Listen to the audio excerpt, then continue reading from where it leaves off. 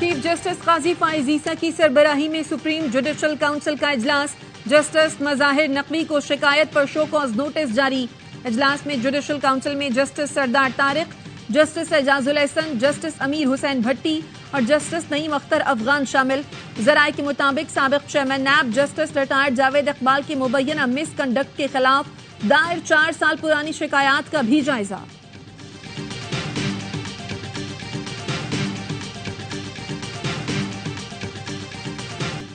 World cup میں پاکستان کی آدھی ٹیم جنوبی افریقہ کے خلاف 141 رنز پر پویلین لوٹ گئی۔ کپتان بابر اعظم 65 گیندوں پر 50 رنز بنا کر آؤٹ ہوئے۔ محمد رضوان 31 اور افتخار احمد نے 21 رنز بنائے۔ دونوں اوپنرز ناکام، امام الحق 12، عبداللہ شفیق 9 رنز بنا سکے۔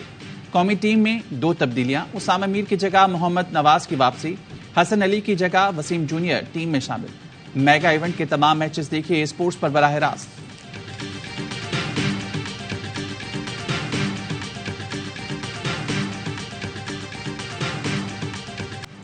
اسلام آباد ہائی کورٹ نے سائفر کیس میں چیئرمین پی ٹی آئی کی ضمانت اور مقدمے کے اخراج کی درخواستیں مسترد کر دی۔ تفصیلی فیصلے میں لکھا، سنگین نوعیت کے الزامات پر ضمانت نہیں بنتی۔ بادی نظر میں کیس پر آفیشل سیکرٹ ایکٹ کا اطلاق ہوتا ہے۔ آرٹیکل 248 کے تحت استثناء کی دلیل مسترد کی جاتی ہے۔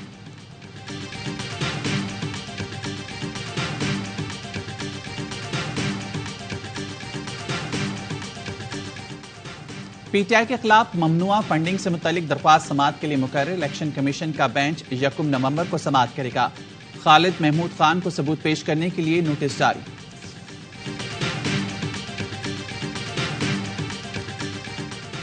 سانحہ 9 مئی کے اشتہاری ملزمان کی جائیدادوں کی تفصیلات پولیس کو مل گئیں۔ اشتہاری ملزمان کی جائیدادوں کو سیل کروانے کے لیے جے آر ٹی عدالت سے اجازت طلب کرے گی۔ اشتہاری ملزمان میاں اسلم اقبال، حماد اظہر، زبیر نیازی کی تفصیلات جے آر ٹی کو فراہم کی گئیں۔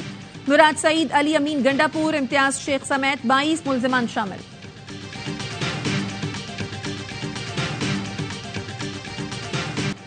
فیض آباد دھرنا کیس میں اٹارنی جنرل نے سپریم کورٹ میں عمل درآمد رپورٹ جمع کرا دی، جس کے مطابق وفاقی حکومت نے فیض آباد دھرنے کے ذمہ داران کے تعین کے لیے فیکٹ فائنڈنگ کمیٹی بنا دی۔ کمیٹی میں ایڈیشنل سیکرٹری داخلہ، دفاع، ڈائریکٹر ISI شامل ہیں۔ فیض آباد دھرنا نظرثانی کیس میں شیخ رشید نے تحریری جواب سپریم کورٹ میں جمع کروا دیا۔ کہا، میرا تحریک لبیک یا ان کے شرکا سے کوئی تعلق نہیں ہے، نہ ہی ان کے ساتھ کوئی رابطہ ہے۔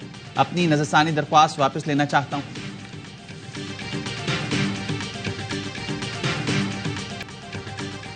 بھارتی فوج کی جمعرات کی شب ظفروال سیکٹر میں بلا اشتعال فائرنگ، کوڈ کاپٹر ڈرون سے دراندازی کی کوشش، پاکستانی فورسز نے بربک کارروائی کرتے ہوئے ڈرون مار بھگایا۔ بھارتی فورس کی بلا اشتعال فائرنگ سے شہری آبادی کو نقصان پہنچا۔ پاک فوج نے دندان شکن جواب دیا۔ جوابی فائرنگ سے بھارتی بارڈر فورس کو نقصان اٹھانا پڑا۔ کچھ فوجیوں کے زخمی ہونے کی اطلاعات ہیں۔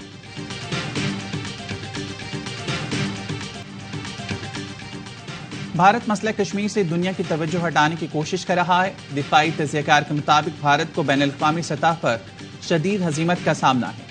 بھارت کینیڈا میں سکھ رہنما کے قتل میں ملوث پایا گیا۔ قطر میں بھارتی جاسوسوں کو سزائے موت سنائی گئی، جس پر مودی سرکار بوکھلاہٹ کا شکار ہے۔ ماہرین کے مطابق بھارت عالمی سفارتی سطح پر خود کو تنہا ہوتا دیکھ رہا ہے۔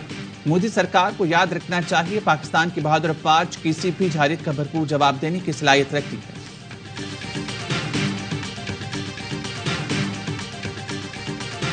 کشمیر پر بھارت کے غیر قانونی قبضے کے 76 سال، دنیا بھر میں کشمیری آج یوم سیاہ منا رہے ہیں۔ مظلوم کشمیریوں سے یکجہتی کے لیے اسلام آباد، کراچی، لاہور، پشاور میں ریلیاں، فیصل آباد، پاک پتن، خانیوال، بہاولپور میں بھی کشمیریوں سے یکجہتی کا اظہار۔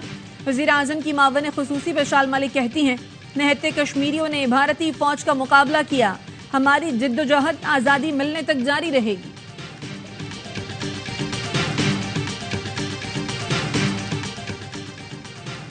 رینجرز اور پولیس کی انٹیلیجنس معلومات پر عزیز آباد میں کارروائی، 10 افراد کی ٹارگٹ کلنگ میں ملوث ملزم زوہان اور سانول کو گرفتار کر لیا۔ ترجمان رینجرز کے مطابق گرفتار ملزم اسٹریٹ کرائم، ڈکیتی اور موٹر سائیکل لفٹنگ کی 800 سے زائد وارداتوں میں ملوث ہے۔